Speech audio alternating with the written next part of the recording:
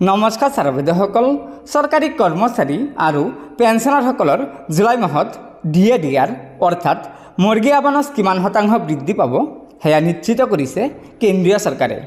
হয় ছাৰ বাইদেউসকল, আপোনালোক সকলোৱে জ্ঞাত যে যোৱা ফেব্ৰুৱাৰী মাহৰ পিছত AICPINৰ সূচাংক প্ৰকাশ কৰা নাছিল শ্ৰম মন্ত্ৰালয়ে, যাক লৈ কৰ্মচাৰী আৰু পেঞ্চনাৰসকল চিন্তিত আছিল।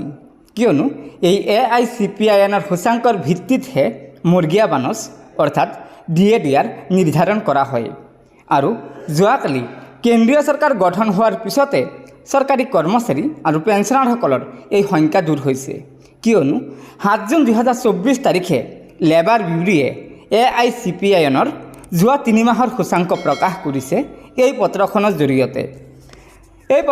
জৰিয়তে কৈছে যে 2024 চনৰ ফেব্ৰুৱাৰী মাহৰ সৰ্বভাৰতীয় CPIIWৰ সূচাংক 0.3% বৃদ্ধি পাই 39.2% হৈছিল আৰু মাৰ্চ 2024ত এই সূচাংক 0.3% হ্ৰাস পাই 138.9% হৈ গৈছিল।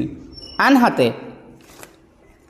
এপ্ৰিল 2024ত এই সূচাংক অৰ্থাৎ AICPINৰ সূচাংক 0.5% বৃদ্ধি পাই 39.4% হৈছে। আৰু ডিএ গণনা কৰা কেলকুলেটৰত আমি দেখুৱাবলৈ যত্ন কৰিছোঁ যে বৰ্তমান সময়লৈকে ডিএ কিমান শতাংশ বৃদ্ধি পাইছে। এয়া চাওক, এপ্ৰিল মাহলৈকে সূচাংক আছে 140.4%। সেই অনুসৰি ডিএ হৈ গৈছে 52.43%, অৰ্থাৎ 53%। আৰু যদি এনেদৰে বাকী 2 মাহতো সূচাংক 1 পইণ্টকৈ বৃদ্ধি পায় তেন্তে মে' মাহত 53% থাকিব আৰু জুন মাহত সূচাংক 141.4% হ'লে ডিএ হৈ যাব 53.41%, অৰ্থাৎ 54%।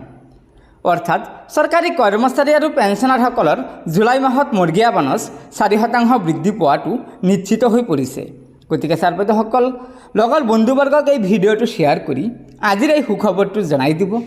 আৰু পৰৱৰ্তী সময়ত চৰকাৰী কৰ্মচাৰীসকলৰ বিভিন্ন খবৰসমূহ সম্পূৰ্ণ শুদ্ধ তথ্যৰ ওপৰত পোনপ্ৰথমে পাবলৈ অনুগ্ৰহ কৰি আমাৰ এই চেনেলটো ছাবস্ক্ৰাইব কৰি ল'ব। ধন্যবাদ।